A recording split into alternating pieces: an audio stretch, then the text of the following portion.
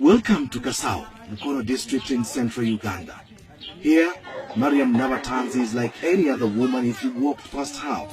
But get to her home and you may be forgiven for thinking this is the boarding section of a school. Nabatanzi is 39 years old and has mothered 44 children already. 38 are alive today. You heard right, 44 children, all delivered normally. Everything here is done massively with near military precision. 22 kilograms of maize or corn flour, 7 kilograms of beans, 2.5 kilograms of sugar. That's the daily feed for this humongous family. I lost count of how many breads they ate. I'm in the middle of a huge operation, feeding operation. It's like a military operation.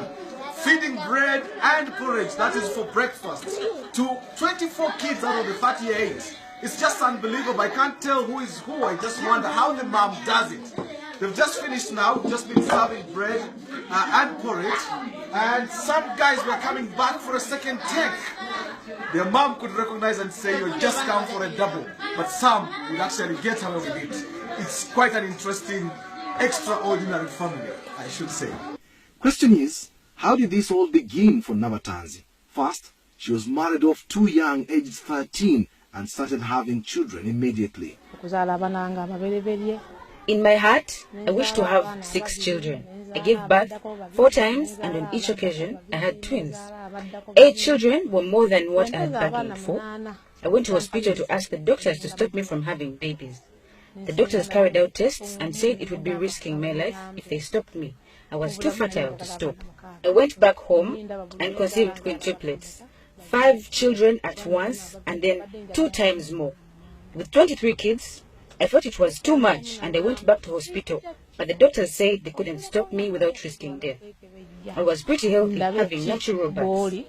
Gynecologists say it's possible to be this fertile, although not commonplace. But once you have these many children, my question then is, how hard is it to name these children? We both break into a bout of laughter. We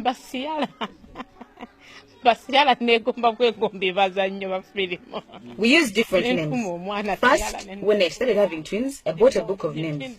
So I picked names from there. Then my husband is Catholic and I'm Muslim. So don't be surprised to see a Muhammad, then a Dennis. We pick from each side. Then we looked for ancestral names. When the numbers got bigger, I began picking names of my favorite movies, especially in Hollywood. I've got Ciara's, Precious Ozokwa, Desmond Elliot, Genevieve Naji, and so on. When you hear this kind of story, you must be wondering where the man responsible for all this procreation is. Well, when I pose this question, Mariam's lead face suddenly turned sad. I have had to put up with a lot. He's tortured me so much. He abused me, beat me up sometimes, and threatened to kill me once. He pays no school fees, nor does he even know what we survive on. Unashamedly, he comes and eats what he didn't leave home. He's not part of these children's lives. Where we are now, I bought with my own money and from doing little jobs here and there. He was in utter shock to learn I bought and built this place. Her biggest challenge is looking after these children with an absentee father, foremost of which is school fees and feeding the children. 14 of her children are in primary school, where she has to pay more than 5 million shillings in school dues per term. This is equivalent to around $1,500. Another 10 children are in secondary school. Some have been forced to drop out of school as the bill spirals out of control.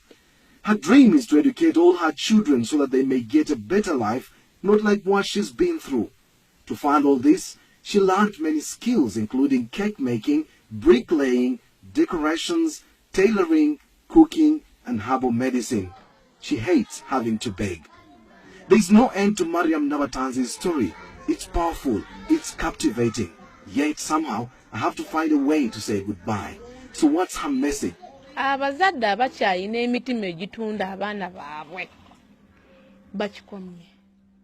message is mainly to parents. Stop selling your children through early marriages.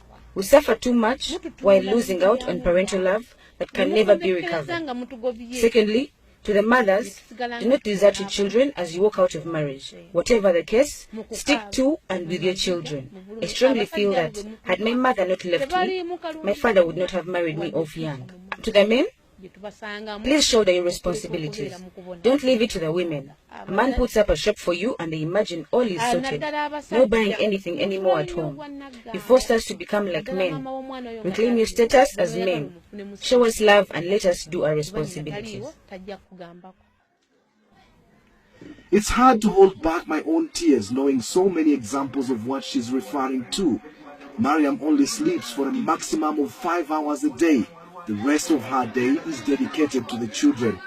It would have been good to know what her neighbors make of her, but time wasn't on my side.